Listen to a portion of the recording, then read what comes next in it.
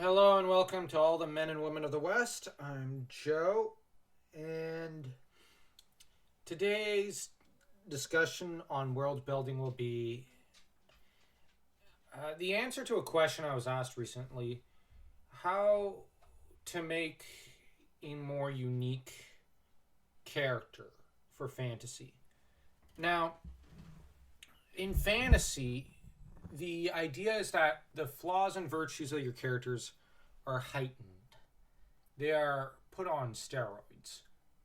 The greatness and the failings and failures of each individual character are magnified. Um, for example, Aldarion from the Unfinished Tales of Tolkien is a incredibly big failure as a father, in some ways as a king, but on the other hand, there are great successes. So the successes are magnified, the failures are magnified. Um, but there is a certain historical element to the characters, so that they have to seem like they're historical figures in most cases, but they're also archetypal, greater than what any other genre might be able to yield. For myself, in my writing, I tend to look, I know this might seem a little odd to some people, to the seven sins and seven virtues. I give every character one sin and one virtue at the least. Sometimes I go as far as to give them two sins, one virtue.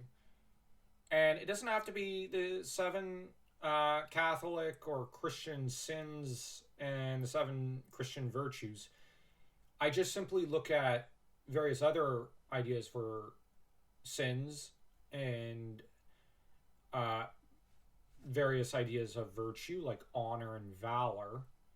Well, valiance, which there is bravery, courage, but courage and valor are almost. One is. Courage is just simple. I kind of regard it as a neutral virtue in a way. But valor is the bravery to do the right thing at almost all times. And I really like that term.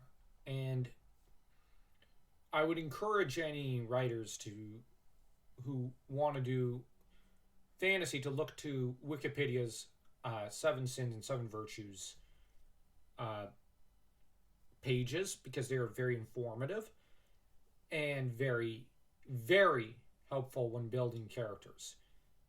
Now, for my current novel, Gwilherm is an envious, bitter man.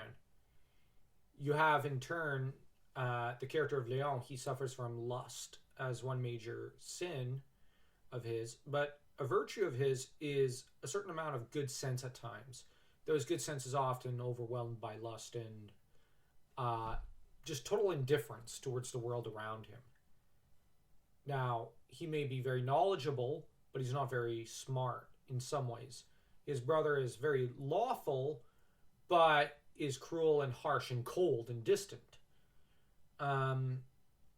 You have their liege, the king of Britia, Aethelwulf, who is proud and wrathful, but very brave, very strong, and he does deep down truly, for example, love his wife. He's a very good father, a very good husband for the most part.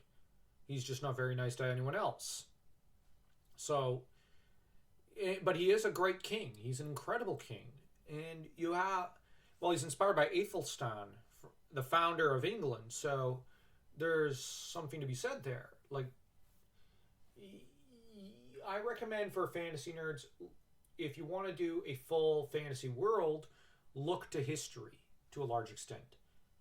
And for those who just want to do The Last Unicorn or a brief Narnia type story, the highlighted virtues and flaws are very, or heightened virtues and flaws are very important.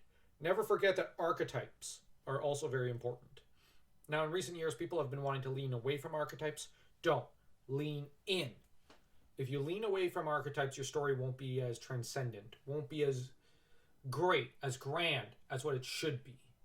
But that's all the time I have for now.